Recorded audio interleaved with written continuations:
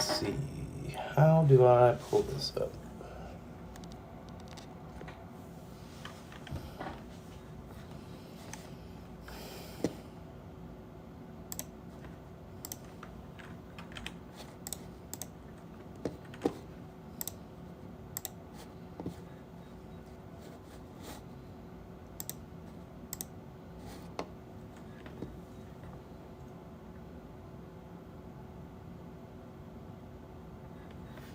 Hello. Sorry, I'm trying to figure this out here because I'm in a different category than normal. How's it going? Pay no attention in my dirty ass room.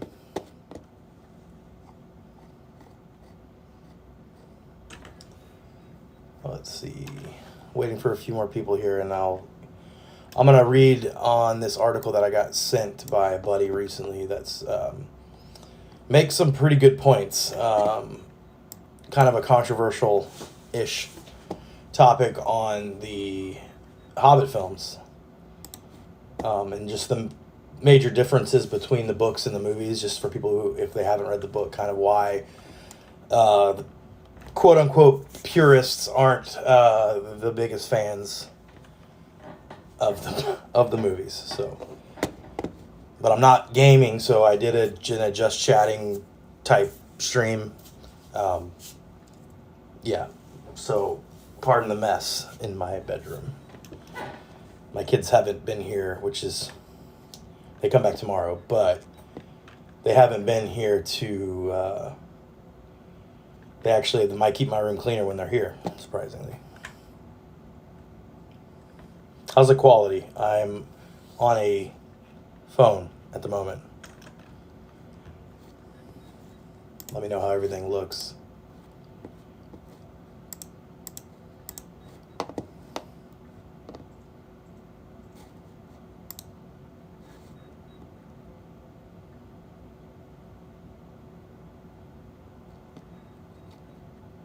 Oh, okay. Thanks for that. I wonder if I have...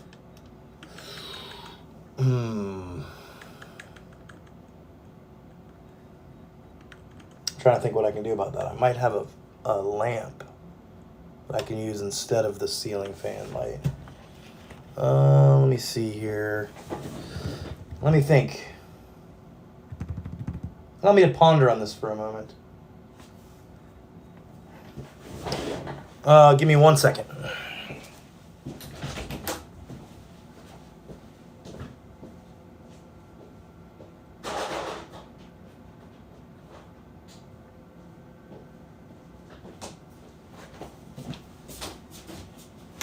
One second.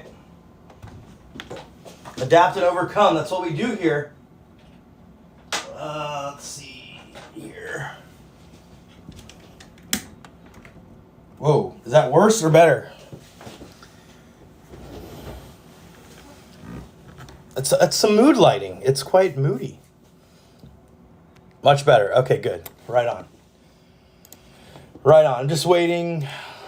See if I can get a few more people here.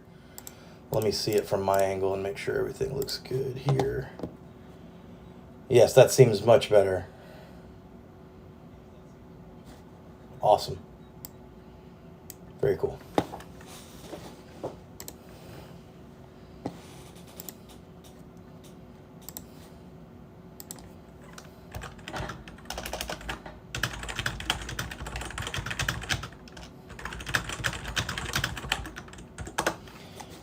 All right.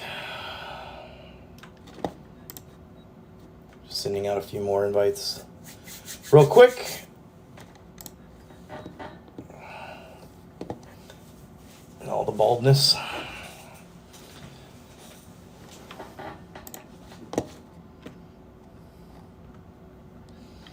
Okay, so that's duly noted that the softer light works better for this. Perfect. Okay.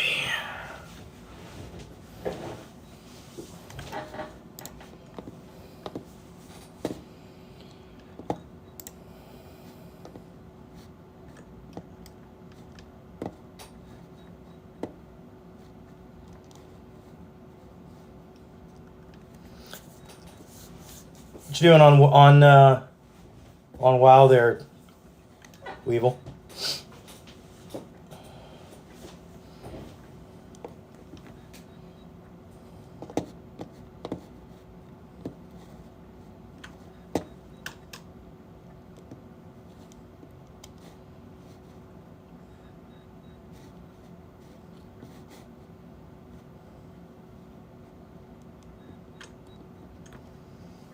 Your pally? What level is your pally now? The Dwarven Paladin. Yes.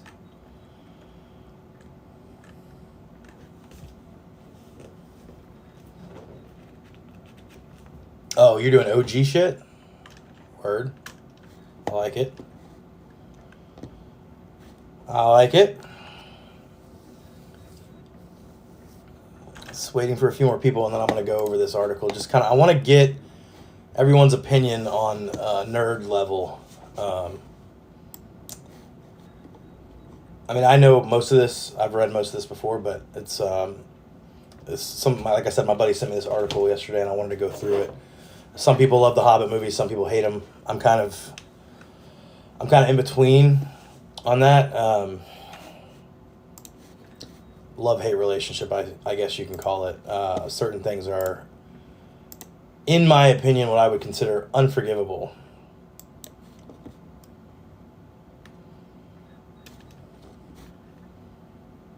Let's see.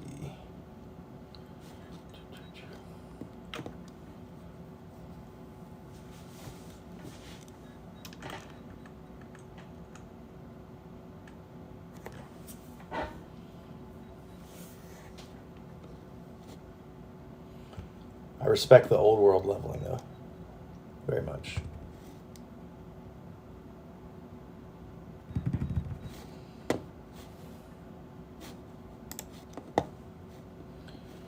Let's see here.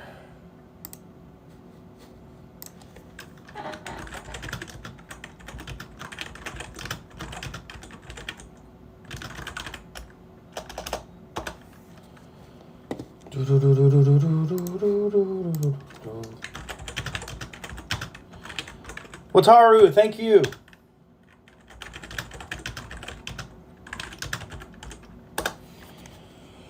Let's see. Hi. How's it going?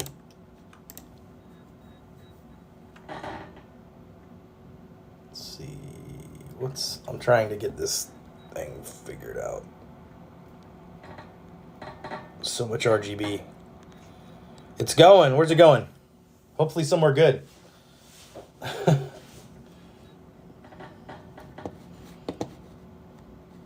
First time chat from Wataru. Look at that. I'm still figuring out all this stuff. How all this stuff works.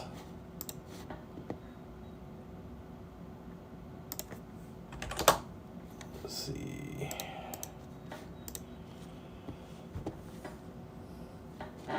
Okay, so it looks like I have... What happened? I feel like I need to know now.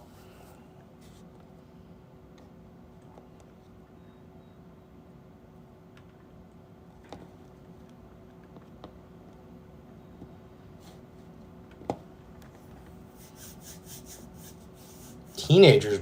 Oh, wow. Did they take anything?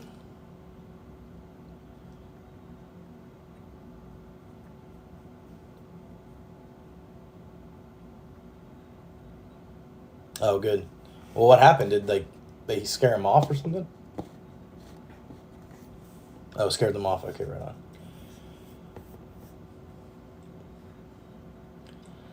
Stay strapped or get clapped. That's what I say. Let's see. How do I see? Let's see. All right. I think I've got enough people here. Oh, really? So they just did they come through a window or some shit? How did they get in? Or they just... Front door. Damn. Did I kick in the front door? How does this happen? I need to know all the things.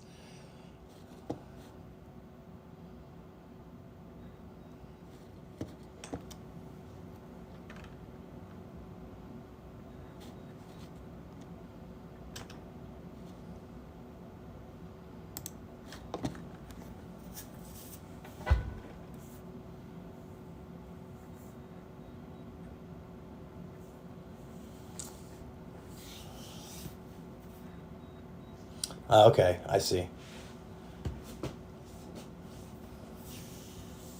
Gap is too wide. Okay, between the door and the frame. Yeah. Yeah, make it easy to pop. Nah. Well, hopefully they know who it was or they figure out who it was. It's like a, even if they don't take anything, it's like a feel violated. You feel violated. Like, this is my space. I'm sure Weevil was fuming, as I would have been too. So, I gotcha. Y'all have weapons though. Oh, nice. Okay, yeah, those are. Yeah, I bet, dude. I don't blame you, man. That's. Yeah, no, you don't do that. So definitely, there's no judgment there. I would be pissed too.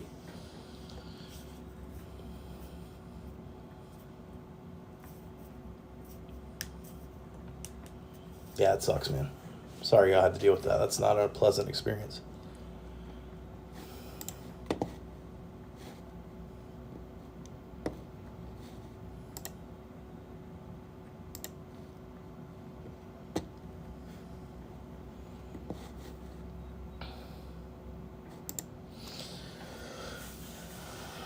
Ah, shit. Yeah.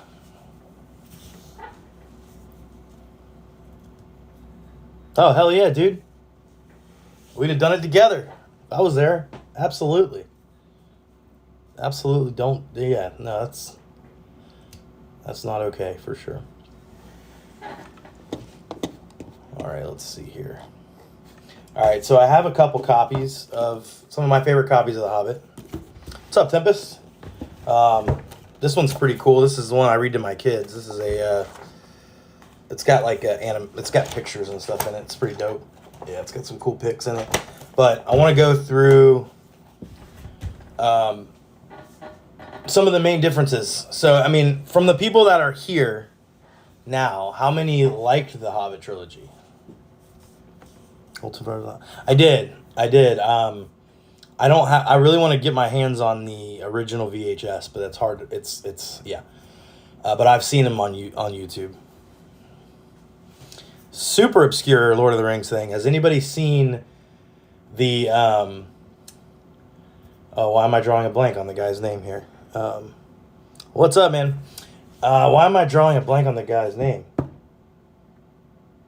Leonard Nimoy.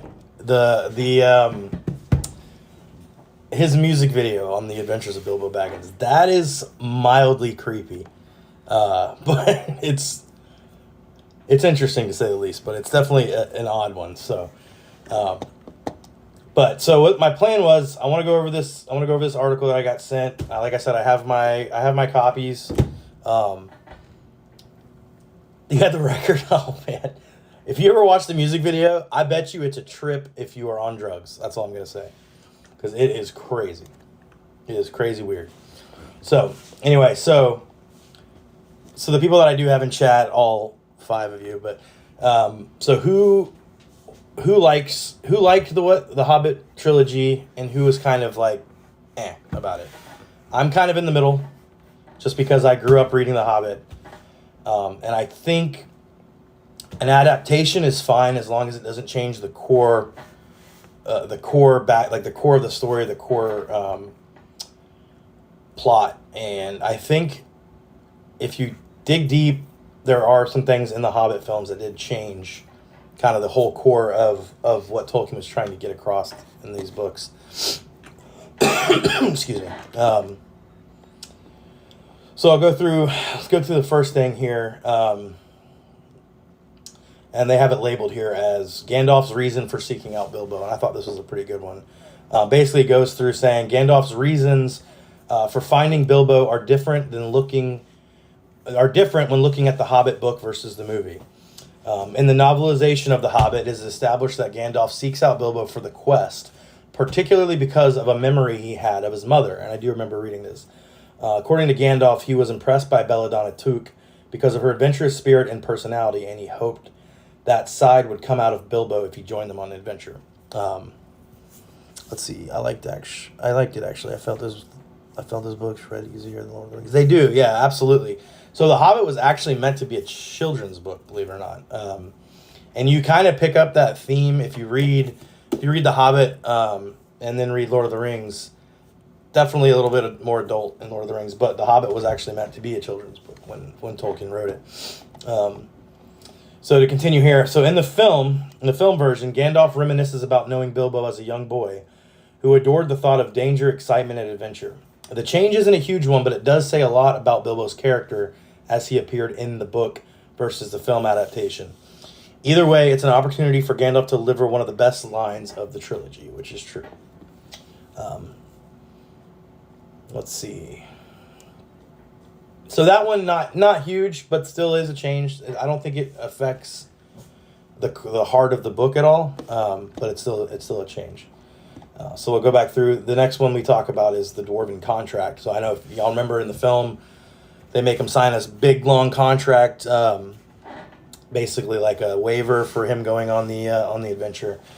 So I'll read through this as well. So I know it says, another one of the biggest differences between the Hobbit book and movie is the Dwarven contract. The nature and details of the Dwarven contract with Bilbo Baggins are never explicitly specified, which is why it's so comical to see the film version go on forever when unrolled. It was Peter Jackson's way of injecting some comedy into the film, especially at such an early start to the story. In the book, the contract is a simple note left on his mantle, which that is true, with 2 short paragraphs acting as content. That's stark contrast to the film version, and one of the few changes Jackson made that actually helped make the story better. So I do agree with that. Adds a little bit of comedy to it. I get it. Hollywood, you do what you gotta do. So not a huge issue there. The next one that is outlined is Bilbo leaving Bag End. And if anybody has any questions or anything, you can pop up. I can see the chat here on my camera. So it says, even the way that Bilbo leaves Bag End contrasts in the case of the Hobbit book versus the movie. This change was small but noticeable, and it occurs when Bilbo finally decides to make a go of it and join the dwarves on their adventure. In the film, he races after them with a backpack full of stuff and catches up with them before they get too far down the road. In the book, it is said that Bilbo left Bag End without even a handkerchief in his pocket. In truth, Peter Jackson's change was probably for the best, as any Hobbit would never run off without a few of the comforts of home. So, I'm still kind of about that, but let's see here. So, basically saying in the book, because in the book he does leave kind of abruptly and doesn't take anything. So, of course, you never leave without cheese. You got to have cheese, right? So there's that. Let's see here. Let me go through and see. So that was... All right, so this is an interesting one. So the knowledge of the necromancer. This one kind of hit me. So Sauron is a mystery to those who only watch the movies. But changing Gandalf's knowledge of the necromancer arguably broke canon when it comes to the Hobbit book versus the movie. In the Hobbit films, Gandalf learns of the necromancer when he speaks to Radagast, which is what Peter Jackson used as the reason for Gandalf leaving Thorin and company. However, in the book, Gandalf is already well aware of the necromancer. In the book, Gandalf has already visited Dol Guldur and heard of the necromancer, as it was there when he encountered Thrain, the father of Thorin Oakenshield, and received the map and the key that he later gives to Thorin. Though it's not a massive change that impacted the plot, there is one element of Dwalin's appearance. Oh, I'm sorry, that's the next one, my bad. Okay, so yeah, this one's interesting. Let's see.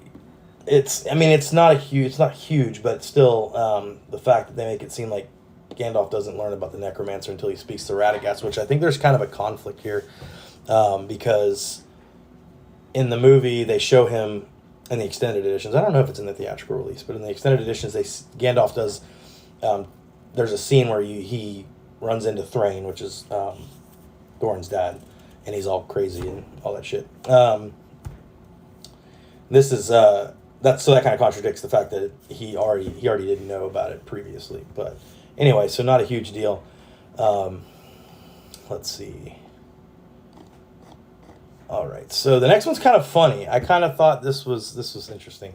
So Dwalin's beard was a change, actually, from the book. Written down here, though it was not a massive change that impacted the plot, There was one element of Dwalin's appearance that classifies as one of the differences between the Hobbit book and movie. Interestingly enough, the book says it was a dwarf with a blue beard tucked into a golden belt. I do remember reading this. And very bright eyes under his dark green hood. This is a stark change from how Dwalin is shown in the movie, with a brunette beard and dark eyes. Yeah, so in the movie, actually, I bet you I can find it in the book. So, in The Hobbit, let me find it. When Dwalin shows up, he's actually quite different. He's described quite differently in the book. Let me see if I can find this here. It shouldn't be hard to find. Hold on. Okay, so Dwalin and let's see.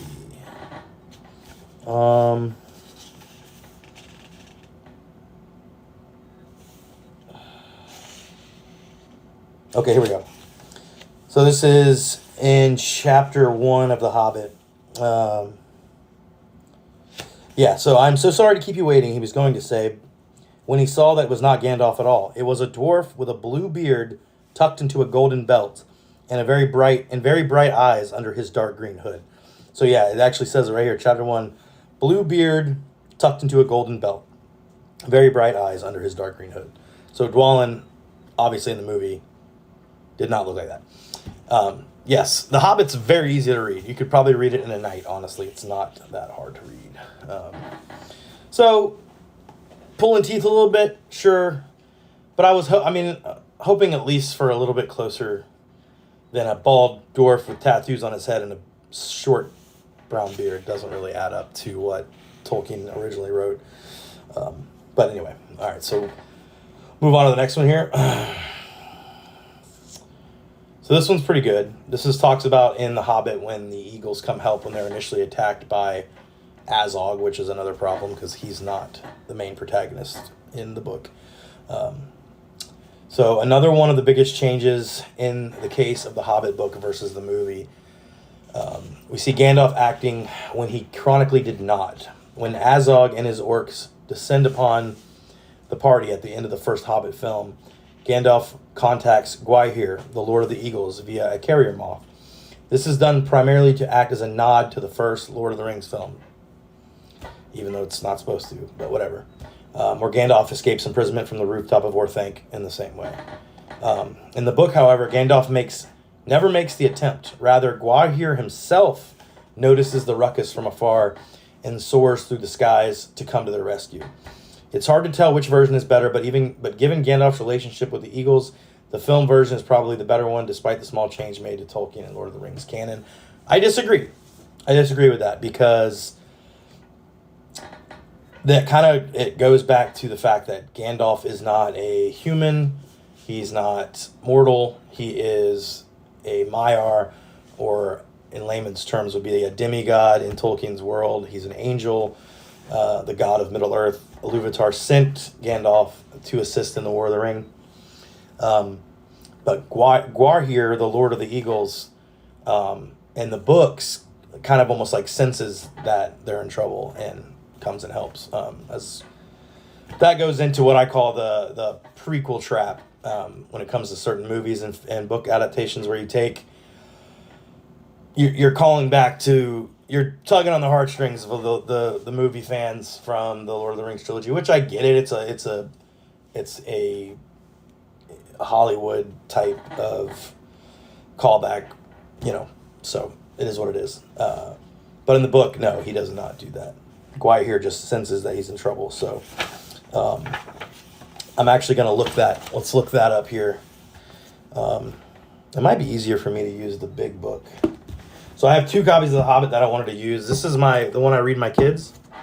So this is just a bigger one, and it's got pictures and stuff in it. So we'll go to that. Actually, it's got a pretty cool illustration of Gwaihir, the Lord of the Eagles, rescuing Gandalf and the hobbits here, which is pretty cool. So let's see, we'll go. Yeah, and the coolest part. It's individual. It's really not so much of hate it or don't hate it. it's just more about going through the differences and seeing where the Hobbit films did something good and where they did something what I would think is bad. Just the main differences between the books here.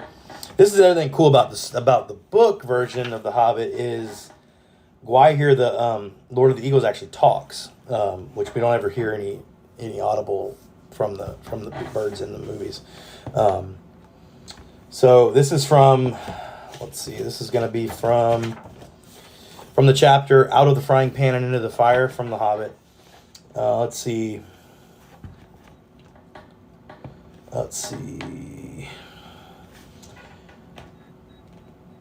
This is coming from the Lord of the Eagles. It says, "What is all this uproar in the forest tonight?" said the Lord of the Eagles. He was sitting, black in the moonlight, on the top of a lonely pinnacle of rock at the eastern edge of the mountains. "I hear wolves' voices. Are the goblins at mischief in the woods?" He swept up into the air, and immediately 2 of his guards from the rocks at either hand leaped up to follow him. They circled up in the sky and looked down upon the rings of the wargs, a tiny spot far, far away.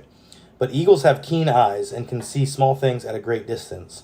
The Lord of the Eagles of the Misty Mountains had eyes that could make out the sun, could look at the sun unblinking, and could see a rabbit moving on the ground a mile below even in the moonlight.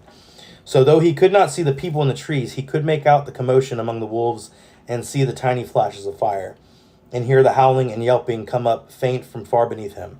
Also he could see the glint of the moon on goblin spears and helmets, as long lines of wicked folk crept down the hillsides from their gate and wound into the wood. Let's see.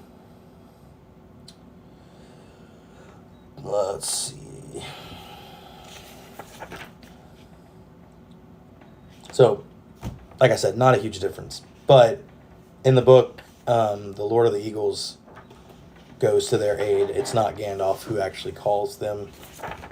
So, just a small difference there. I don't mind the movie version, but I do wish Peter Jackson had done some work with the Eagles. I think it would have been really cool to hear the Eagles talk in the movie, like they did in the books. I think that would have been pretty cool to see. So that might have been like a missed opportunity there. And I don't feel like with CGI and everything it would have been that difficult to pull off. So kind of a bummer, but that's okay.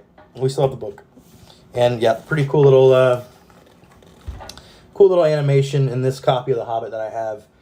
This is illustrations by Michael Hogg of Gwaihir saving Gandalf, which I think is pretty freaking rad, to be honest with you. All right, so we'll go to the next one. This part, this is an interesting part. This talks about Thranduil. It could have been too expensive, I don't know, but I feel like with the way they did the CGI in those movies, I don't feel like it would have been that difficult. I would have loved to hear what that sounded like, to hear the Lord of the Eagles talk would have been pretty freaking cool. Let's see here. Go through this.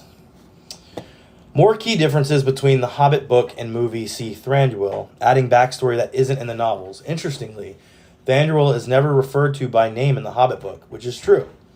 Yeah, a deep voice would be pretty sick. He's never named in the Hobbit book, but it's simply called the Elven King, which is true. However, there are even bigger difference between the text and the movie, which is Thranduil's burned face that he hides with magic. I thought that was kind of strange. Thranduil attributes this to the fire serpents in the north, but this is not mentioned at all in the book, nor is there any record of elves being able to hide old wounds or scars in this manner. For that reason, it was primarily added to give Thranduil a more menacing and obsessive character, even though he proves himself to be one of the most powerful heroes in The Hobbit. So this one bugs me. Not necessarily the changing of the face thing and the fire serpents of the north and all that. That doesn't bother me. What bothers me the most here is if you read the Hobbit books, the main difference for me is in the movies they make the Elven King Thranduil out to be kind of a D-bag, honestly. Which he's not like that in the books. At all, actually. He's pretty helpful and one of the main heroes for the Battle of the Five Armies. So that kind of sucks that they kind of turned him into a douchebag. But anyway, moving right along here. All right, so on to the next thing. We have the troll scene, which is one of my favorite scenes from the movie. I think they did a really good job with making the trolls out to be kind of bumbling idiots, which is pretty good. So, all right, so the Great Hobbit book versus movie debate also sees a cunning act perpetuated by Bilbo, originally belonging to Gandalf. This is true. In the Hobbit movies, it is Bilbo Baggins who cleverly tricks the trolls as they discuss the best ways to cook the dwarves. Wrong book. Let's see. Eventually, the sun rises and they are caught unawares, leading to their permanent demise. In the book, it is Gandalf who actually deceives the trolls by throwing his voice, pretending to be one of them, and making them argue amongst themselves until dawn arrives and turns them to stone. In the films, Gandalf was not present during the scene. So this is cool. So I want to find this in the book. One of my favorite scenes from the book, actually. That's going to be, let's see, on the doorstep, I believe. Let me find it. Thanks to all 6 of you who are sticking with me in my rumblings of Tolkien nonsense. Let me find, I'm trying to remember where.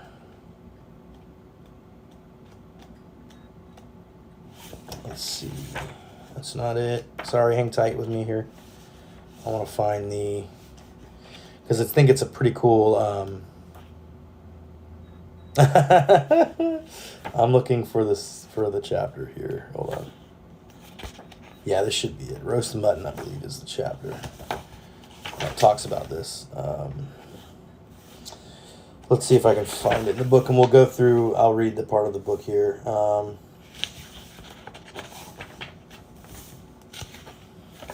Forgot how much I love this copy. Let's see. Oh wait, is this it? Okay, yeah. So I found. So this is in the chapter called "Roast Mutton" in The Hobbit, where they run into the trolls. So let me see. All right.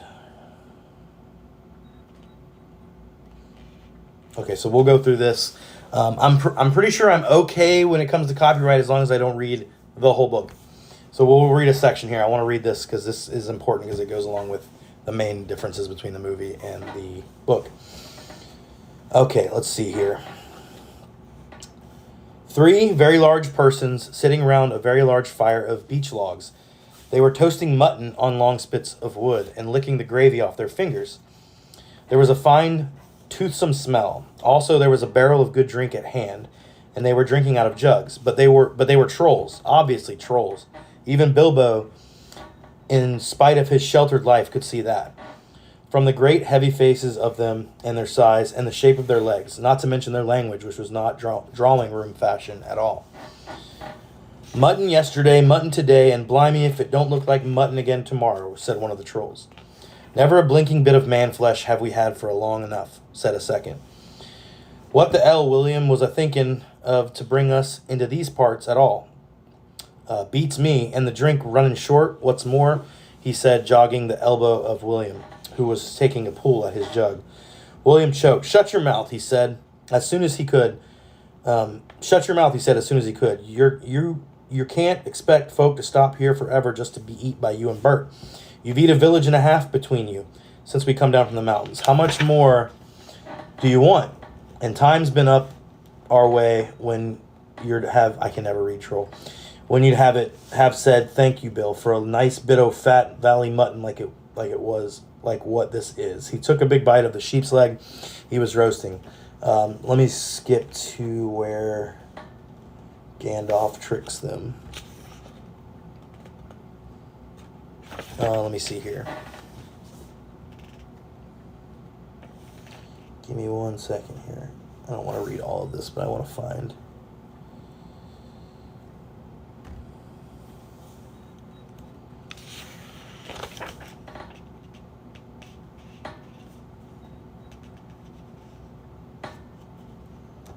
Okay, well, I don't want to read all of this, but Um,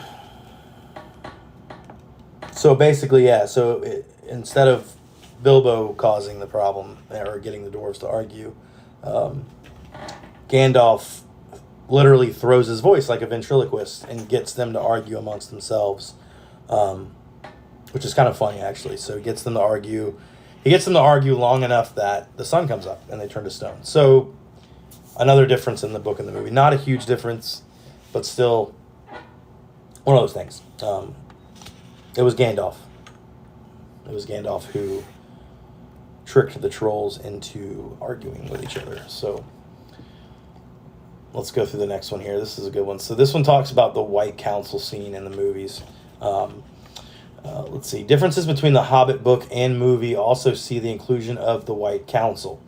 The Hobbit movies feature the White Council with both Saruman and Galadriel present in Elrond's home of Rivendell. However, neither Saruman nor Galadriel are mentioned in the Hobbit book, and the White Council does not meet during the narrative. Though this is different from the book, it does act as fan service. Here we go again with the fan service. As it means that viewers got to see some more of their favorite characters from Lord of the Rings, as well as adding some more depth and drama to the plot. In truth, however, it was never this dramatic. Yes. So, for somebody who's only watched the movies and hasn't read the book, it might be almost a disappointment when you read the book because you don't see Galadriel or Saruman in the book. All right. The length. This is a good point. Arguably the most glaring change brought up in the Hobbit book versus movie debate is the length. The Hobbit is a rather short book, especially in comparison to the intimidating size of Tolkien's Lord of the Rings trilogy. The question remains as to why Jackson or the studio would ever think it was a good idea to flesh the story out across 3 films by placing various amounts of filler in between established moments from the book. Jackson tried to fill in the blanks and create a stronger story. In truth, the entire tale could have been told in 2 parts, avoiding the unnecessarily filler and focusing on a tight narrative. This one's pretty simple. Money, obviously, right? Lord of the Rings was a trilogy. Why not try to make The Hobbit a trilogy, even though The Hobbit is smaller than The Fellowship of the Ring? It could have been done in 1 or 2 movies, but I get why. All right, more money, drag it out. I understand that. It is what it is. So let's see here. That one doesn't bother me that much. But let's see here. Okay. All right, so the next one is we're going to talk about the prologue. Let me my book over here.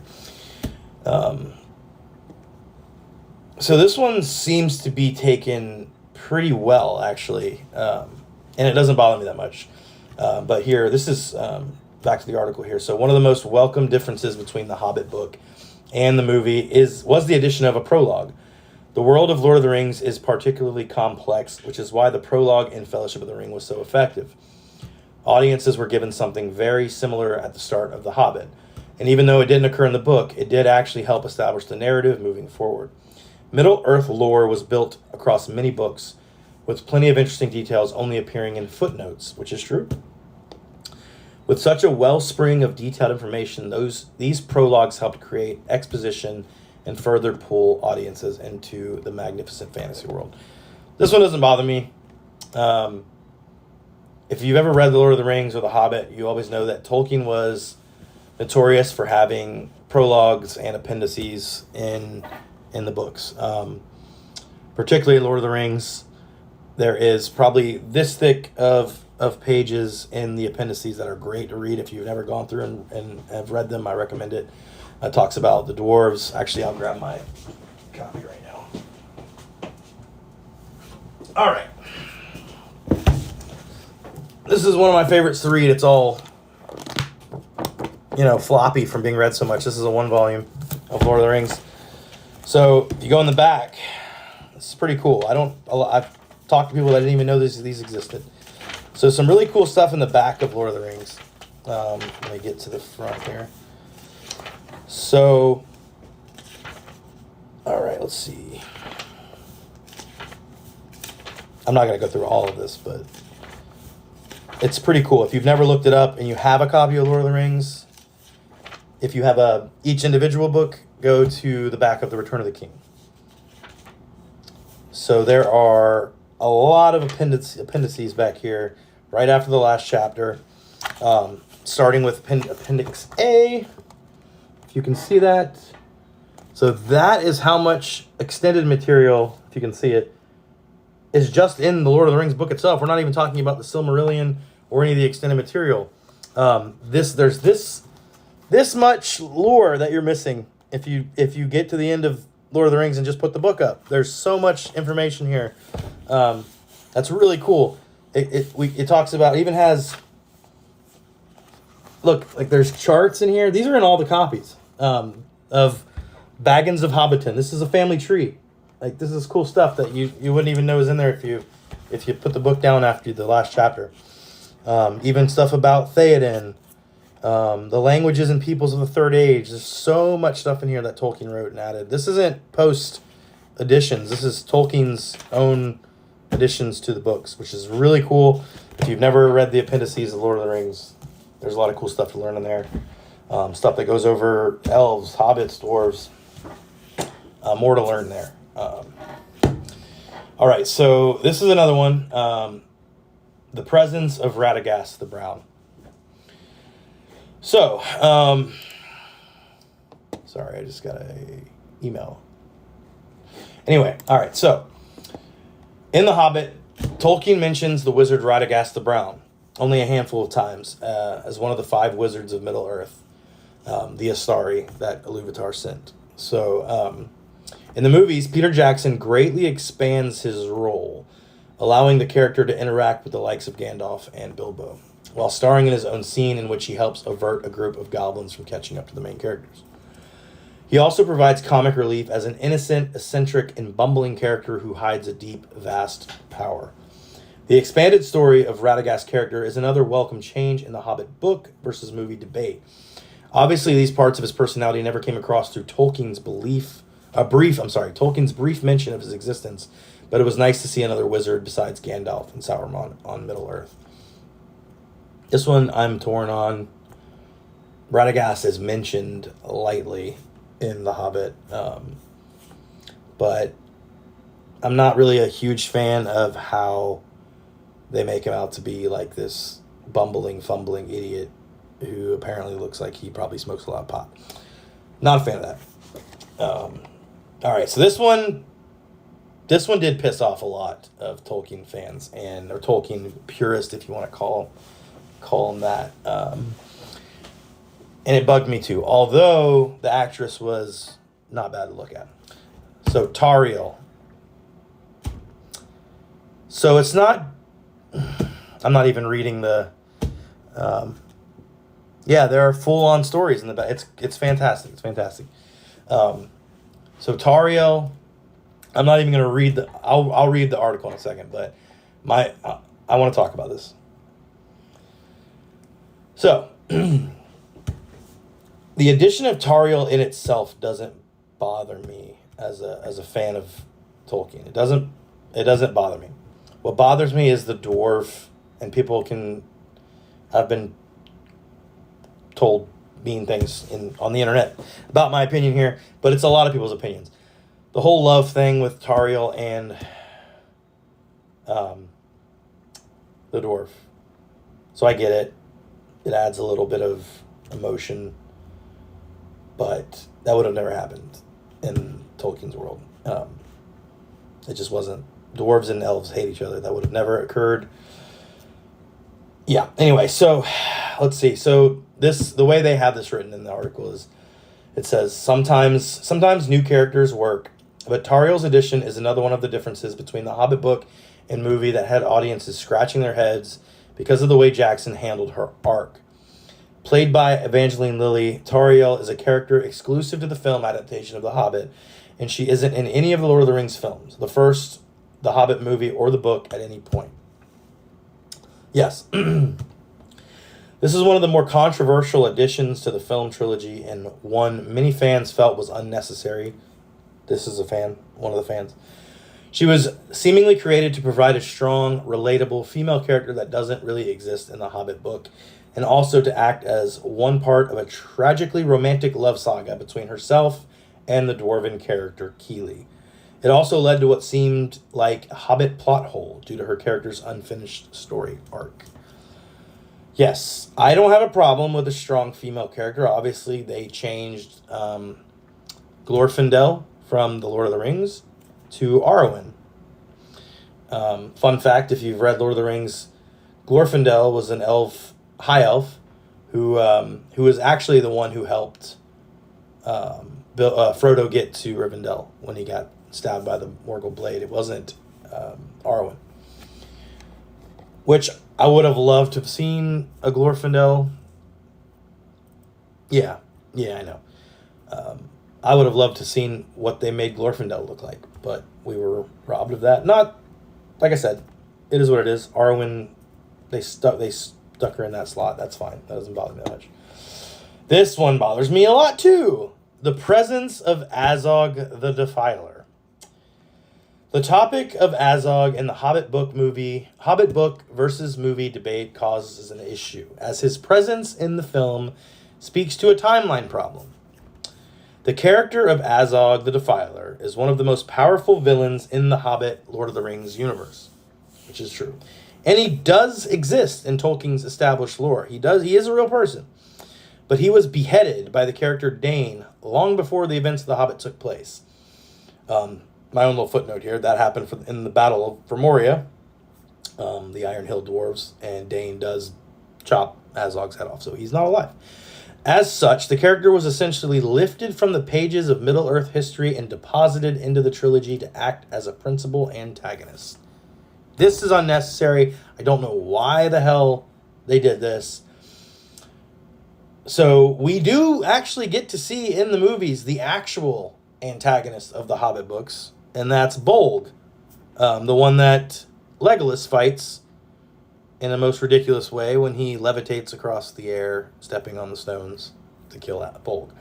So Bolg is the actual main bad guy in the Hobbit books. He's the one that commands the armies, and Azog is not. It says here also, with one arm missing, Azog proved to be an effective and intimidating villain that could act as a counterweight to Thorin Oakenshield. His story arc ended in suitable dramatic fashion during a final showdown between the two in the third and final film. However, some readers took umbrage that Azog was included as another antagonist when he didn't originally have a part in the central story of The Hobbit. Smaug, yes, true. Although Smaug is short-lived in the books. Here's another one. This goes back to the trilogy trap, as I like to call it. The Hobbit is not a prequel to The Lord of the Rings. I know, hot take, right?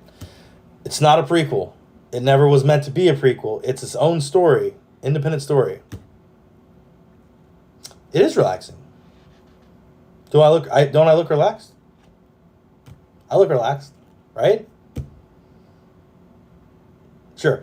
I like talking about this stuff. See? Thank you, Wataru. The presence of Legolas.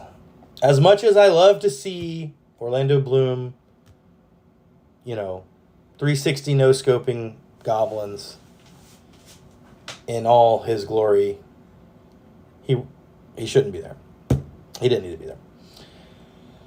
All right. So they have this written out as one of the more debated negative differences between the Hobbit book and movie was the inclusion of Legolas.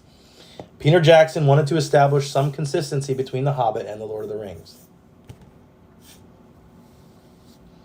There it is. It's not a prequel. And yet he kept going back to that cash cow. Anyway, between the Hobbit and Lord of the Rings, even if the former was a prequel, as such, audiences see Legolas appear in both the Desolation of Smaug and the Battle of the Five Armies. However, Legolas doesn't appear in the book at all, and it feels as if he was deposited into the film trilogy as a way to bring back an audience favorite. In truth, he added little to the overall story, and in some cases actually deprived other characters of the limelight. So this one kind of, I am a little on the fence here a little bit, because yes, Legolas is never mentioned in the books. We do visit Mirkwood. Legolas is alive during this time. So I'm sure he was involved at some point with this whole Lonely Mountain Smaug debacle, but maybe in the background, I don't know. But he wasn't as involved as he was in the movie, and I get it. Plus, like, Legolas in Lord of the Rings, obviously Orlando Bloom was younger. He looks older because the actor was older. So it just doesn't really, I don't really like it.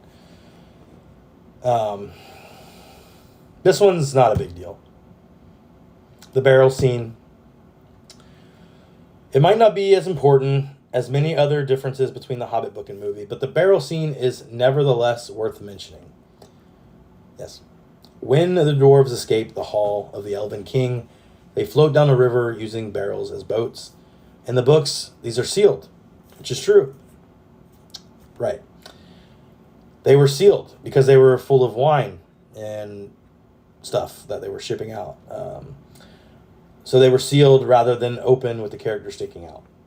This allowed for more of a visual connection to the scene, as it established the dwarves' presence and also the battle that followed shortly thereafter. It is also more tension and excitement to the story by introducing such chaotic battle.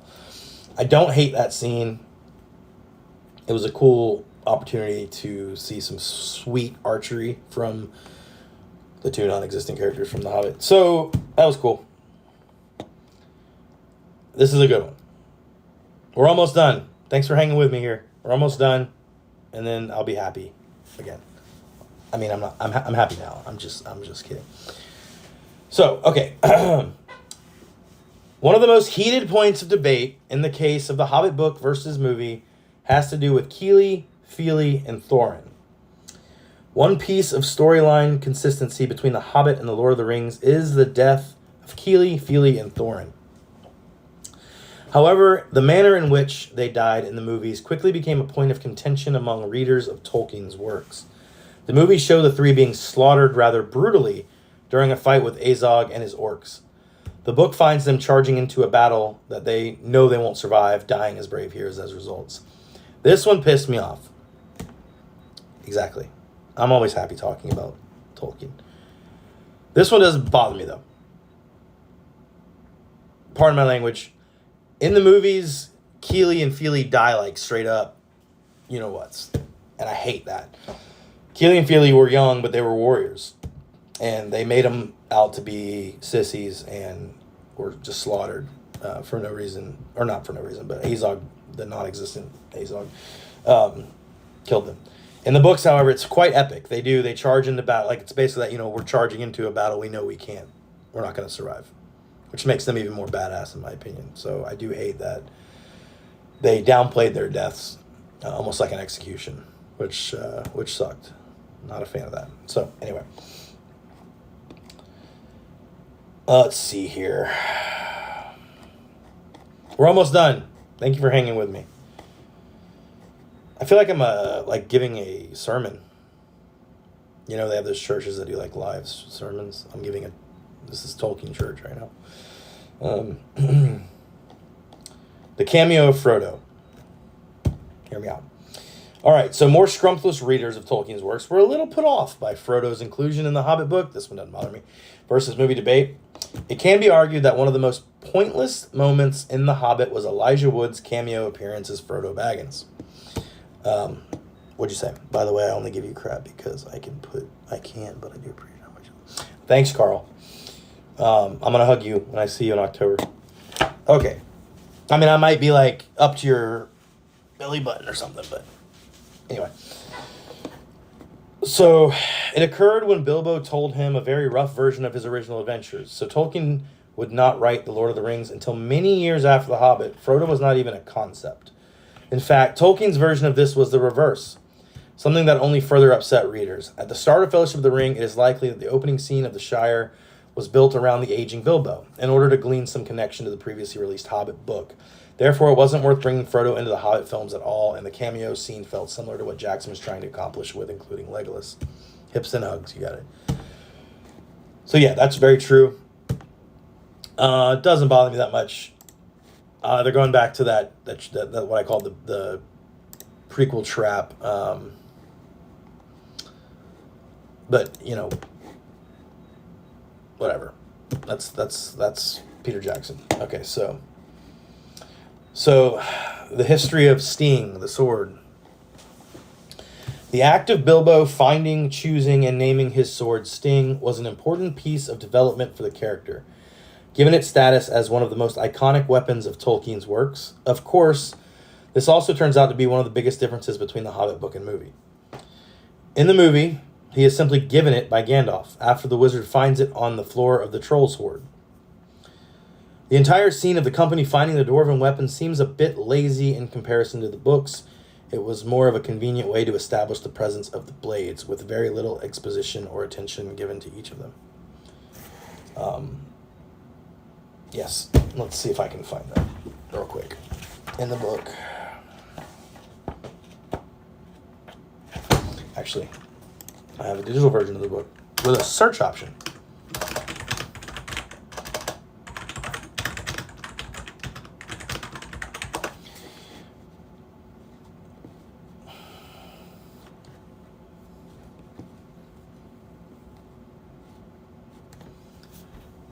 All right, so let's see. That's not the right one. I love, by the way, that the Tolkien wiki is called the one wiki to rule them all, which I think is awesome. So Sting was an elven short sword made in Gondolin in the First Age. If you've read any of the Silmarillion or even watched some of the Rings of Power, Gondolin is briefly shown in the Rings of Power. So Sting was an elven short sword made in Gondolin during the First Age, possibly first owned by Gondolin. Bilbo Baggins discovered Sting in the year Third Age, 2941, in a troll hoard and used it during the quest of Erebor. He later passed it to his heir, Frodo Baggins, obviously. Though just a dagger by standard of the elves, Sting made a perfect short sword for a hobbit. Although it was still rather small, Bilbo initially chose to wear it inside his breeches and was still able to travel and even run without any apparent inconvenience. Sting was like Glamdring and Orcrist in that, being the work of elvish smiths in the elder days, those swords shone with a cold light if any orcs were near. But only Sting was definitely described as glowing blue or glittering with blue flames at its edges. However, when the Fellowship entered Moria, it is said that no gleam came from the blades of Sting or Glamdring, and that was some comfort. For being the work of elven smiths in elder days, these swords shone with a cold light if any orc were near at hand. As fitting of a blade of Gondolin, Sting could easily cut the webs of Ungoliant's offspring, such as Shelob and the spiders of Mirkwood. Let's see. We don't need to go over the entire history of Sting, but we can if you want to. We'll skip that for now. We're almost done with the differences. So Bilbo's age difference is another one. One of the biggest issues audiences had about the Hobbit's trilogy was the changing of lead actor Ian Holm to Martin Freeman. This wasn't due to the dislike of the latter, but rather a complete contradiction of Bilbo's character from the books, and by far the biggest sin cited in the Hobbit book versus movie debate. It is clearly established that Bilbo's possession of the One Ring meant that he maintained his youthful appearance for decades after finding it. Yet the stark contrast and physicality between the two actors pretty much robs the story of that fact and creates a gaping plot hole.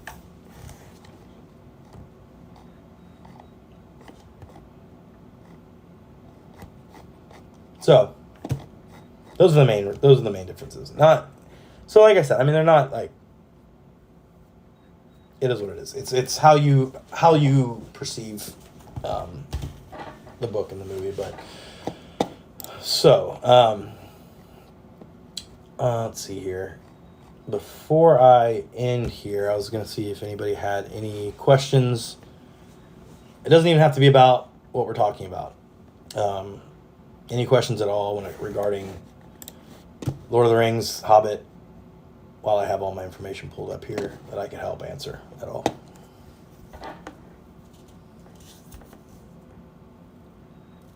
Tom Bombadil, that is a very good question. So, Tom Bombadil is a character from the books. So, hold on a second. Somebody's at my door. Give me 1 second.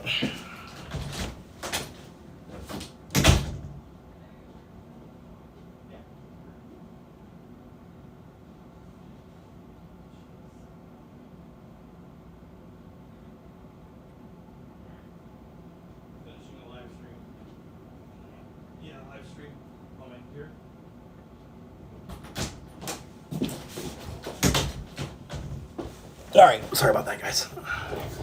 Okay, so I'll answer your question. Yes, so Tom Bombadil, in the Lord of the Rings in the books, when the hobbits leave the Shire, they go through the Old Forest, and Frodo and Merry gets attacked by what they call Old Man Willow. The trees are alive in the Old Forest, and they're saved by this strange man. I will pull it up in the books. It shouldn't be hard for me to pull it up.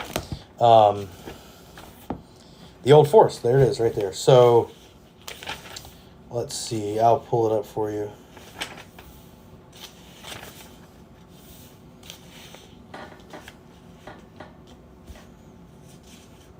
This is a pretty big debate amongst Tolkien fans because Tolkien doesn't give us any information about Tom Bombadil. He's in the Fellowship of the Ring.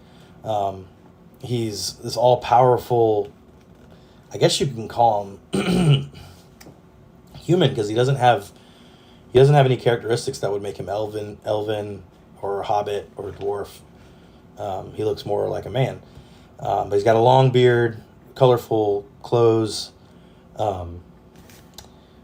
But anyway, let me find the thing for you real quick. Anyway, he's not affected by the One Ring. Everything obeys him. So there is some debate on what he is. Let me pull it up in here. This will be easier than me trying to search through all the pages. I'll read it for you here too. So Tom Bombadil was a mysterious being that lived for much of the history of the world, being known in the Third Age to dwell in the valley of the Withywindle in the depths of the Old Forest. Let's see, east of Buckland and close to the dangerous Barrow Downs. His domain was of modest size, but he seemed to possess an unequaled power over the land around his dwelling. He lived in a little house in the dingle of the Old Forest by the river Withywindle, together with his wife, Goldberry, daughter of the river. Far from any other settlement, although seemingly benevolent, he took no open stance against the Dark Lords. This is a quote from Lord of the Rings. When asked who he is by Frodo, he responds with, "Eldest, that's what I am." Tom remembers the first raindrop and the first acorn. He knew the dark under the stars when it was fearless, before the Dark Lord came from the outside. So like I said, Tolkien doesn't give us any information about him. I have my own theory. I have a theory that I wouldn't say it's a common theory, but I do believe, like you said, that, is your name Bacon McGriddles? It's awesome. I kind of read that myself. I feel like Tolkien wrote himself in that character. That's maybe him. I've heard that before too. I've heard people say that that's Tolkien's, his self-image he put himself in the story. I've heard that before too. But my main belief is just this line right here from Fellowship when he says, "Eldest, that's what I am."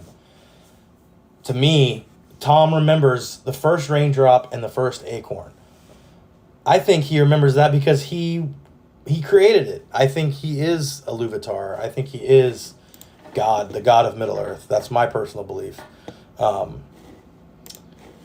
But there are so many different theories. We can read through some more if you want. I love talking about Tom Bombadil. Still wish he was in the movies. That's what I think. I think he is Iluvatar. I think Iluvatar came down... Because here's the thing. Tolkien was Catholic. He wasn't quiet about his faith. He's very he's very open. He was very open with the fact that he was a devout Catholic, and I think that he took some of the biblical things like with God and Christ and put it into the books. But yeah, that's my own thing, but my own personal beliefs here. So it says here, this is all from the One Wiki to Rule Them All. I love this page, and it gives me all the quotes I ever need from the books. But the origin and nature of Tom Bombadil are unknown. However, he claimed already existed before the Dark Lord came to Arda. Arda being the Earth. Middle Earth is not. Middle Earth is just a continent, but the entire world is called Arda, signifying he may have been alive even before the coming of the Valar. It is unclear whether he refers to Melkor's first or second entry into the world. In any case, Tom is insinuated to have been the first living creature to inhabit Arda. So yeah, the first living creature to inhabit Arda, which is one of those things that's kind of like, is he God? Or is he just really, really fucking old? Let's get real. First and second ages, we'll talk about Tom Bombadil in the first and second ages. So this here says, Tom eventually left where he had come from and arrived in Middle-earth. So he came from somewhere. Yeah, I know, right? So he had to come from somewhere. So he left wherever he'd come from and arrived in Middle-earth, which he wandered through and explored, having witnessed the emergence of the forest and the rain. While his role in nature in the first and second ages are unknown, he may have witnessed most major events and battles. He also witnessed the reducing of the great forest that covered all Middle-earth and perhaps of his powers. The level of his interactions with the outside world is also unclear. However, he perhaps became a folkloric figure in the traditions and legends of elves, dwarves, and men. This is one of the things that make me think Iluvatar's badass. Oh, sorry, let me read your comment here. I'm not good fearing. Not a good fearing man. If I don't believe in God, I will tell you until I'm told I live. Sorry.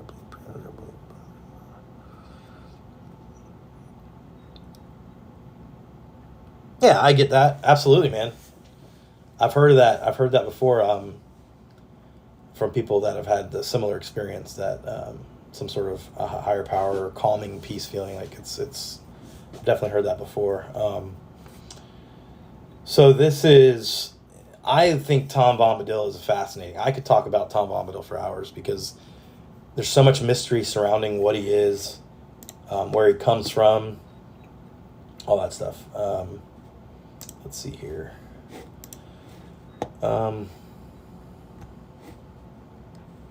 This is this is a little bit more insight into Tom Bombadil. So I go back and forth on my opinions on this because I want to believe he's a Iluvatar incarnate and walking in Middle-earth as God in man form. But there's also some parts that are brought up here that make me think it's not. I mean, he left where he came from, came to Middle-earth. Says he witnessed major events. He witnessed the emergence of forest and rain. I feel like he created, which technically, I guess, so that could contradict a little bit because technically Iluvatar didn't create Middle-earth physically. The world of Arda was created through music. In the Ainulindale, the first chapter of the Silmarillion, when he creates the Ainur, which eventually become the Valar, and each Ainur creates a certain part of the earth, basically. Could be, or like a Jesus type thing. I don't know. Not sure. So anyway, let's see. This is a quote from Elrond in the Fellowship of the Ring, which is something that is not in the movies, but it's really cool in the book. So Elrond is quoted in the Fellowship of the Ring saying, "But I had forgotten Bombadil. If indeed this is still the same that walked the woods and hills long ago, and even then when was older than the old. That was not then his name. Arwen Benadar, we called him, oldest and fatherless. But many another name he has since been given by other folk. Forn by the dwarves, Olraud by northern men, and other names beside him. He is a strange creature." So this is like even more layers of the badassness of Tom Bombadil. He's known by all the races. They all have different names for him. Elrond's quoted right here saying, oldest and fatherless. How is that not God? He doesn't fatherless? You know? Sounds like, yeah, exactly. Sounds like God to me. Let's see. Oh, shoot. What did I do here? Sorry, Bacon McGriddles. Making me really want Bacon McGriddles by that name. If a Iluvatar is real, I guess whatever reality you lived in would be not worth compared to living in the light of a Iluvatar, you know. Like he knows what's beyond. Yes, true. Very true. Good point, for sure. It is known that Tom settled into his domain outside the Old Forest, but of course he was already living there when the Third Age began, seeing the rise and fall of the realm of Angmar and its wars that led to the Barrow Downs being inhabited by evil spirits called Barrow-wights. He also saw the arrival of hobbits in the region that would become the Shire, which led him occasionally to interact with the little folk, mostly in Buckland. He eventually was named Tom Bombadil in Bucklandish by the Bucklanders, which would become his name he adopted. Perhaps it was because of his contact with them that he had his cheerful and whimsical attitude.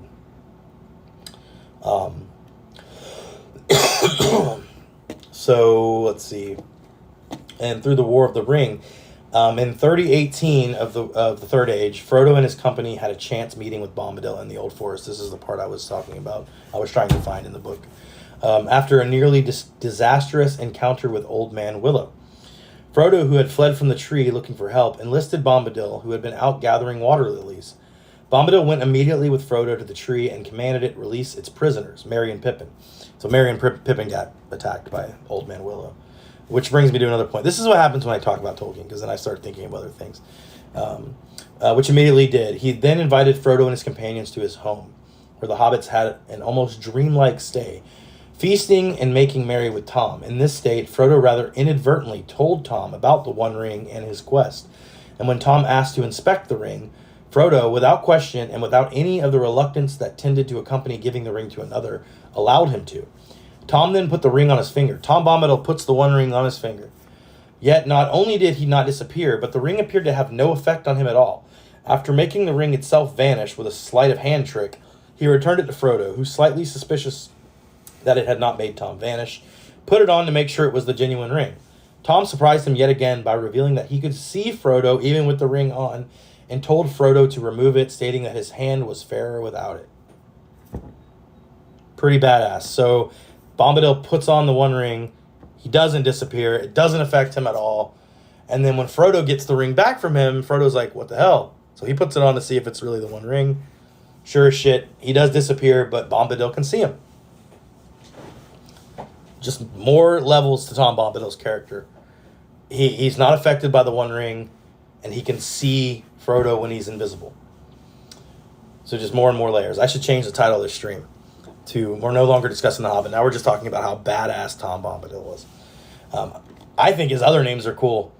So Elrond, the quote I was reading, the elves used to call him Arwain Benedar, oldest and fatherless.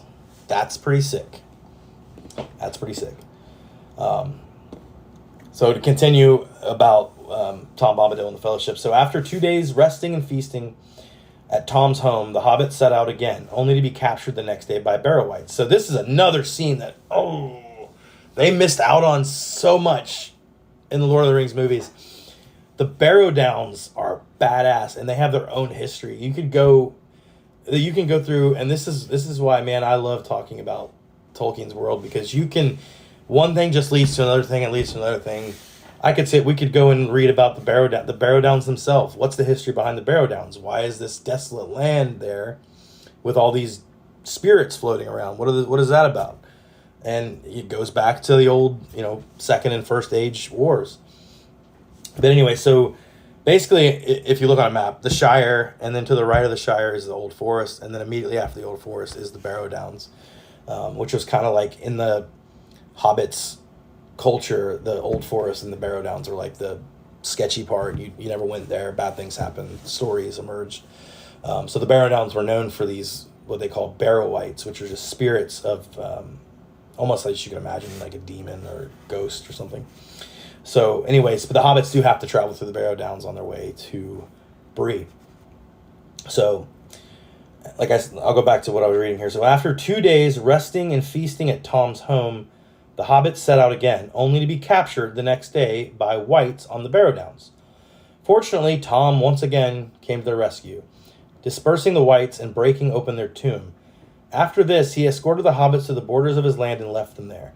So if you haven't read Lord of the Rings, this is actually one of the main things when you immediately get smacked with, like, oh, shit, this is different. This is different than The Hobbit, because The Hobbit was meant to be a children's book. Lord of the Rings has got some dark undertones, and this was one of those chapters that you read. I believe it's called Fog on the Barrow Downs is the name of the chapter. Yeah. So it goes from In the House of Tom Bombadil to the next chapter, which is Fog on the Barrow Downs, which was a really dark chapter of Lord of the Rings. I mean, you know, Frodo was about to get dissected, basically, by these demons. Let's see. So Tom Bombadil, after this, he escorts the hobbits to the borders of his land and left them there. However, the peril of the hobbits was not over. An attack on their lives was carried out, and their ponies were set loose. The ponies apparently remembered the care they were given in the house of Tom Bombadil and returned to stay beside Tom's own pony, Fatty Lumpkin. Yeah. Tom Bombadil's pony was named Fatty Lumpkin. Yeah. He returned them to Barlaam Butterbur, the proprietor of the prancing pony, since he had paid 18 pence as compensation for the loss. He was now the owner of 5 fine ponies. So, over a month later, Tom became a topic of discussion at the Council of Elrond. Not in the movies. I don't recommend calling your wife Fatty Lumpkin. I do not recommend that. That might end badly for you. Then again, you might end up in the doghouse where you can actually have some peace and quiet and read the best fantasy book of all time. Okay, so let's see. So this is pretty cool. Another scene not in the movies that should have been. So at the Council of Elrond, they do talk about Tom Bombadil. So Elrond, who had apparently met Tom in times long past, reminisced about him briefly before the question was put before the council of whether or not to give the ring to Tom. This is pretty freaking sick. I remember reading this in the book. So with everybody at the Council of Elrond, and in the movie, obviously this is why they left it out, because they didn't want Tom Bombadil in the fucking movie or whatever. This is actually something that they actually bring up at the Council of Elrond. They say, hey, why don't we give the ring to Tom? Tom Bombadil obviously is not affected by the ring. Let's give the ring to Tom. So anyway, so they briefly, they reminisce about him, and then Elrond brings up the fact that we should give the ring to Tom. As it appeared as though Tom may have had power over even the ring within his lands. However, Gandalf quickly dismissed the idea, saying that rather than Tom having power over the ring simply had no power over Tom. He was immune to its influence, but he could not alter it. Let's see, it's a very hypothetical thing, but it's a good watch. Makes you think. Absolutely. All right, so let's see. Additionally, it was believed by Gandalf that while Tom might be willing to take the ring, if asked by all the free people of the world, he might do so, but would not understand the reason. Due to this, Tom would have likely either forgotten about it or thrown it away, as much as such things had little relevance to him. It was also mentioned that taking the ring back to him would be impossible to accomplish without it becoming known to Sauron, and that sooner or later Sauron would bend all his power towards Tom's realm to take the ring back. Despite his mastery within his realm, it was assumed that Tom would not have cared or even been able to keep the ring contained to his realm. So this is the last part about his history in the world. This actually goes into the Fourth Age, so after the ring is destroyed. So after the One Ring was destroyed, Gandalf spent some time with Bombadil. This is in the books, I do remember this. It is unknown how the meeting involved, or what was discussed, Gandalf says, in response to Frodo's query of how well Bombadil is getting along, that he is all well as ever, quite untroubled, and not much interested in anything that we have done and seen, except perhaps their encounters with the Ents. When Frodo sails into the west and leaves Middle-earth, he has what seems to him the very experience that appeared to him in the House of Bombadil in his dream of the second night. Through 2 of Sam Gamgee's poems, Tom Bombadil's wandering tales will be passed on to future generations of hobbits through the Red Book of Westmarch. If you don't know what the Red Book of Westmarch is, basically the book that they write within the book, honestly. So yeah, that's pretty cool. So after the One Ring is destroyed, Gandalf does go on his travels back to the Shire. He stops and hangs out with Tom Bombadil, which is pretty cool. A Maiar and I mean, if Tom Bombadil really is a Iluvatar, imagine that. It's like going into your boss's office, except your boss is God. Anyway. So pretty cool. So we do have a little bit more we can discuss if you want to about Tom Bombadil, which goes over kind of his nature, his abilities. This is pretty funny. So I am going to read through this because this is pretty interesting. Probably only interesting to me, but whatever. So Tom Bombadil's true nature has been debated over the years, being still uncertain what he really is. Even Tolkien said little about the mystery behind the character, stating that some things must remain mysterious in any narrative, especially if any explanation really exists. In general, it is considered as accepted the theory that Tom is one of the Ainur, angelic beings who shaped the earth. In fact, Robert Foster's The Complete Guide to Middle-earth describes him as a Maya gone native. However, other theories indicate that he may be the living embodiment of Arda or Ea. So not necessarily God, but he's the living embodiment of Earth. Of the concentrated goodwill of the once neutral elder forests or time itself. It is also argued that Tom may be the reincarnated spirit of the music of the Einar, or a byproduct of it, a representation of the reader, one or more of Tolkien's friends, or even himself.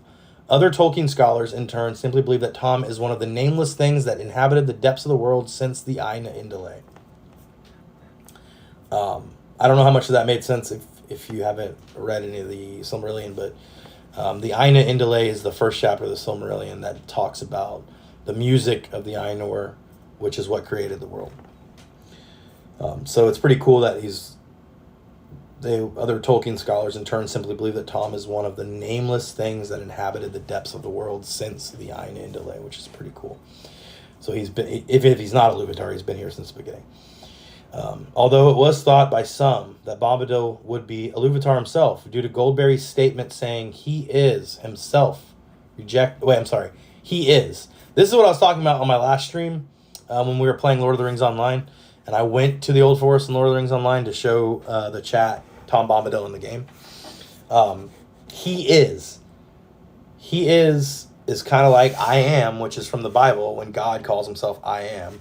In the book, in Lord of the Rings, Goldberry calls him he is, which is kind of like a tie-in to biblical things there. As God says I am, he is. Could be Tom Bombadil calling himself God, but Tolkien himself rejected this notion, saying that in Middle-earth there is no embodiment of the one of God who indeed remains remote outside of this world, and he carefully differentiated Goldberry's response from the biblical I am that I am. Likewise, speculation has also been raised that Bombadil was one of the Blue Wizards, the Witch King of Angmar in disguise, or an evil entity hiding his true nature. However, all these ideas are generally considered misguided due to their contradiction within Tolkien's works. So there you go. I still think he's God. So we can go through. I like to think that God lives beyond our comprehension. You just can't. That's a good point. I agree with you there. Yeah, I agree with that. That's a good point too. So we'll go through some of his abilities real quick. So proclaimed to be the oldest in existence, Tom Bombadil was apparently immortal and possesses a range of enigmatic powers able to give full control over his domain. Seen by Goldberry that described Tom as being master of wood, water, and hill. He is also referenced as being impossible to capture or imprison. Tom's greatest revealed power was his singing. With song, he exercised authority over Old Man Willow and the supernatural Barrow-wights. Also, despite seeming to be a rather whimsical and nonsensical being, he is well known to many powerful beings in Middle-earth, including Elrond, Gandalf, and he could be serious if the need arose. Another extraordinary capacity Bombadil possessed was his immunity to the power of the One Ring. He could see Frodo when Frodo wore it, and he could wear it himself with no effect. He even tossed the ring in the air, making it vanish, and then produced it from the other hand. He noticed the evil nature of the ring, like Gandalf, warning Frodo not to use it, because his hand looked more beautiful without it. While this seems to demonstrate that he has unique and mysterious power over the ring, the idea of giving him the ring for safekeeping is rejected in the Council of Elrond, as Gandalf says, rather that the ring has no power over him, and believe that Tom would not find the ring very important, and so might simply misplace it, which is pretty funny. At the council, Galdor suggests that Bombadil would be unable to withstand a siege by Sauron unless such power is in the earth itself, implying that the character may be a manifestation of Middle-earth's inherent properties. This connection would explain Bombadil's seeming obliviousness to the transient concerns of mortals, as evidenced in Gandalf's concern that Tom would not understand the importance of the ring and would lose it if entrusted with it. Yeah. So just a few names. We've talked about this earlier. So the elves and the Dunedain, he is known as Arwain Benedar, which translates to oldest and fatherless. Larwain literally means old young. To the men of the Vales of the Anduin and Rohan, he is known as Oralad. This is an Old English word meaning very ancient. The dwarves known him as Forn, Forn. This too is a reference to his age. It is Old Norse for belonging to ancient days. Tom Bombadil is said to be a Bucklandish name added by Hobbit chroniclers to his many older ones. Like most Bucklandish names, its translation is unknown. The resemblance of the DIL ending to the common Elvish DIL friend may or may not be consequential. So, pretty cool. There is one little section here that just talks about the inspiration for Tom Bombadil by Tolkien. And it's actually pretty interesting if you're in... It's very short. I can read it. It's not very long. But if you're into Tolkien's, like, his life... I love it. So the inspiration for Tom Bombadil from Tolkien. Tom Bombadil was inspired primarily from a doll Tolkien's son Michael played with as a child. So this is pretty cool. I've heard this before. So one of Tolkien's son had a doll, or I guess what would we consider an action figure this day, nowadays. And it was Tom Bombadil's inspiration was from that. Paula Marmore notes that Bombadil is an archaic word meaning braggart, as seen in the character Captain Bombadil in the English play Every Man in His Humour. Because of its Bucklandish form, an introduction to Elvish lists the name Bombadil under the Celtic-sounding names. However, it is said that the word derives from Boabdil, the Spaniard name of Abu Abdillah Muhammad, the last Moorish ruler of Grenada. John D. Ratcliffe has noted a theory launched by scholar Justin Noetzel in the latter's paper, Beorn and Tom Bombadil, Mythology, Narrative, and the Most Non-Essential Characters of Middle-earth. Noetzel suggests an association of Tom Bombadil with the Celtic otherworld and tales of the Tuatha De Danann. In the Letters of Tolkien, which I have on my shelf, Tolkien describes Goldberry as the seasonal changes in nature and Tom Bombadil as the spirit of the vanishing Oxford and Berkshire countryside, meaning that Tom is the countryside existing in time, alive and embodied. However, this letter was in reference to works which predated the writing of the Lord of the Rings, and thus may not be true of Tom in canon. If you're interested about Tom Bombadil, I recommend reading The Fellowship. He is in chapter 7 of The Fellowship of the Ring, in the House of Tom Bombadil. And he's also, don't go to that chapter. Ignore what I just said. Chapter 6 of The Fellowship of the Ring. The Old Forest. This is where we first meet Tom Bombadil. And is one of my favorite. The first 7, 8, 9 chapters of The Fellowship of the Ring are some of my favorite to read. And I've even read just them and nothing else. And put the book down. So, how long have I been going for? An hour and a half. Okay. I might go, I'll go 30 more minutes, and then I'll do 2 hours. That's what I did yesterday when I streamed Lord of the Rings online. So one thing that I picked up on when I was reading through the Tom Bombadil thing is when we talk about the Barrow Downs. Oh, I'm sorry, Bacon, I didn't see your, let's see, I think what I like most is he isn't really a partner. He doesn't have the power that he has. That and the fact that he almost seems childish with it. Like, he just seems kind of, just, I guess, childish. which is kind of interesting. Like he's playing with the One Ring and like flipping it in the air and stuff, which is quite interesting. So I wanted to delve into a little bit of this too, because this is something that if you haven't read the books and you've only watched the movies, you won't know much about, but I'd like to read on it a little bit.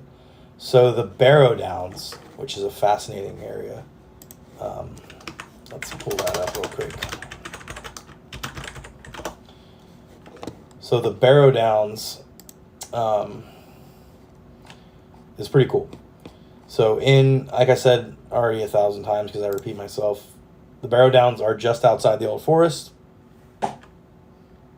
Yeah, man, thanks for hanging out, Bacon. That's awesome, man. I appreciate your adding to the conversation. That was really cool. And it's always nice to meet other Tolkien nerds out there. So on a map, if you were to look at a map of the Shire, so the Shire and then the Old Forest borders the Shire, and then on the outside of that you have the Barrow Downs, which is, if you can imagine, let's see, what reference can I bring this up? Not really like the Western Plaguelands in WoW, but similar, more of like a barren wasteland that's covered in fog and has these random like rock formations strewn about. So the Barrow Downs, we'll read through this real quick, and this is how we'll end the stream. So the Barrow Downs was an area of low hills located to the east of the Shire and the Old Forest and southwest of the town of Bree. They were made by men in the First Age and served as resting places for the men of the North, as well as Dunedain, until evil spirits called Barrow-wights came and began to inhabit their barrows. The Downs lay within the region of Cardolan and in the region of Eriador. So it was basically a giant graveyard for the Dunedain, which is badass. The First Age, men that died in war in the First Age. So we'll go through this. Before the Great Years. I'm sorry, I did skip a part up here. So the Barrow Downs were also called the Tiryn Gorthad back in the day. So it's going to reference that here. So Tiryn Gorthad was first made and inhabited by forefathers of the Edain in the First Age. They fled when Eriador was invaded by the Easterlings, but they disappeared after the War of Wrath. The Middlemen returned to the region. By the Second Age, as the Númenóreans began to establish colonies in Middle-earth, the Barrow Downs were where the Dunedain immigrants from Númenor first came to reside. When Elendil came to Middle-earth around Second Age 3,320, the Barrow Downs were incorporated into his northern kingdom of Arnor. When Arnor was sundered into three realms in Third Age 861, Tiryn Gorthad became part of the realm of Caradon. When Cardolan fell to Angmar in Third Age 1409, the Dunedain of Cardolan took refuge in Tiryn Gorthad until the Great Plague wiped out the survivors. The Witch King unleashed apparitions known as Barrow-wights upon Tiryn Gorthad to haunt its great tombs of men for over a millennia. In Third Age 1851, King Araval of Arthedain attempted to resettle Cardolan, but the settlers were driven off or killed by the terror and power of the Whites. Again, a lot of that might be confusing if you haven't read the Silmarillion or any of the First or Second Age material. But the Arnor was the kingdom of the north that the Númenóreans settled in after Númenor fell. So we'll go to Frodo's. We'll talk about what Frodo experienced in the Barrow Downs. Let's see here. So fleeing the Black Riders in September of Third Age 3018, Frodo Baggins and his three companions came and were ensnared by a wight in one of the numerous barrows. The four were separated from one another in a dense fog and all captured ended up in the same barrow. Three of the hobbits seemed under a spell, but Frodo, almost succumbing to the wight, was able to call out to Tom Bombadil, whose house was near the place of the Barrow Downs. Hearing Frodo, Tom came with haste to the barrow and dispelled the evil spirit from the tomb. He had told the hobbits earlier to pass by the barrows on the western side, but the hobbits stopped for lunch.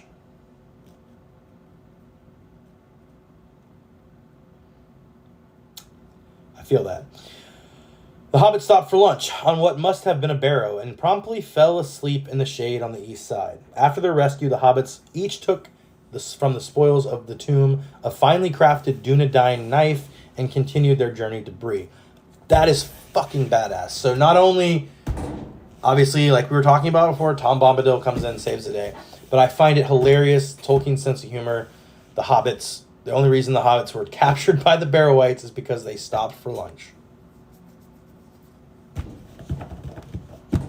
Yep. They stopped for lunch and fell asleep. Sounds like something I would do. They did find some pretty cool Dunedain knives that they got to take, which is pretty sick.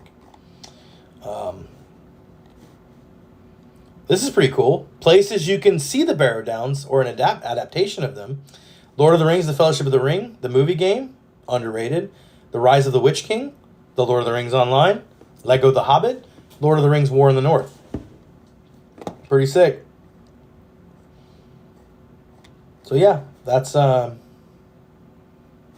everything we have about the Barrow Downs. There's some pretty cool fan art for the Barrow Downs that you can find. That's all we really know about it. So it's originally it was called Tir and Gorthad, which is pretty cool. Area of low hills located east of Shire in the Old Forest. Cool. So we went from talking about The Hobbit to talking about Tom Bombadil, talking about the Barrow Downs. So you never stop for food in weird places. Your stomach will get you in trouble. Absolutely. And it almost got the Hobbit sacrificed on a table. Ow. By a ghost, basically. Pretty freaking badass, dude. All right. Okay, well, without delving too much further, if you guys are down, what I'd like to do because I am going to try to stream once a week. I'm also doing our fitness podcast, which is we're going to start recording that next week too. So I'm going to have kind of two projects going on at one time. Obviously, you know, I nerd out about this shit. I've always loved Lord of the Rings. But what we can do, if you guys are cool with it, and kind of a challenge to yourself, is read. Let's see. What's a good thing here? I'll do this with you. If you guys want to do it, that'd be sick. If not, I know maybe Wataru might want to do it with me. This would be sick. Read Fellowship. Let's read Fellowship of the Ring to... Let's do... to where we were just talking about today. I think we read to chapter 8. If you guys can do that, which would be sick. And then we have something to talk about. Because I feel like this might make the stuff that we talked about today with Tom Bombadil on the Barrow Downs. If you just read chapter 1 to chapter 8 of the Fellowship of the Ring, with everything that we talked about here kind of fresh in your mind, it'll make those 8 chapters even cooler. Cool. Hell yeah. But one thing I loved about, and one of the reasons why Lord of the Rings grabbed me so hard is, so fun fact, like, I actually did not read the books first. I'm a 90s kid. I watched the movies first. And I remember the excitement. It was like a kid on Christmas after I watched the films and going and buying the books and reading the books and just realizing how much more there is in the books. I love the movies. Don't get me wrong. I absolutely love the movies. I have the extended editions, collector's editions on the bookshelf, but just reading through the book and just all the extra cool shit that's not in the movies just gets you jacked up and you know, and then you want to learn more, so you Google it and you end up on these pages and you learn all these things. It's just one of my goals this year is to read through Lord of the Rings again and with like a highlighter, because this is the one I like mark up and stuff. This is my favorite one. I have so many copies of Lord of the Rings. I have the individual books and I like the 1-volume editions. It's got the whole thing in it. But this was actually like pretty stiff paperback. But it's all floppy, which means I can set it flat on a table, and like it's my favorite copy. But it's the copy I've marked up the most and highlighter and all this stuff. So if I'll challenge you guys, if you want to do something next week, read through at least to chapter 8, which is Fog on the Barrow Downs, which everything we talked about on the stream is in those parts of the book, and just see if it makes it better for you. Like having talked about what we talked about today, getting kind of a background with Tom Bombadil, learning about the Barrow Downs. We could have talked about the Old Forest, which is something I should have done that. The Old Forest and some of the tie-ins with the Ents and stuff, which is pretty cool. So read 1 through 8, and then we'll talk about it on the next stream if you're cool with that. So, but anyway, thanks for hanging with me. It's an hour and 40 minutes been streaming. This is the first stream I've ever done not playing a video game. We can do that next week too once I get back on the stream, and everybody, if you've read the first 8 chapters, we can go into Lord of the Rings Online and visit those places, because Lord of the Rings Online has got all that stuff. We can go to the Barrow Downs. I can take y'all in the game to see Tom Bombadil like I did for Conniff and those guys last night. But yeah, thanks for hanging out. And if you're still in the chat, wake up, because you probably fell asleep. And yeah, so awesome. Cool. So I got you. I know Wataru is going to do it. I don't know who else is going to do it, but the first 8 chapters, and then next week when I stream again, I'll do an RL stream and we'll talk about it. So anyway, guys, I've got to get myself ready for bed. So thanks for everybody for hanging out, and I'll be back on next week. See you guys.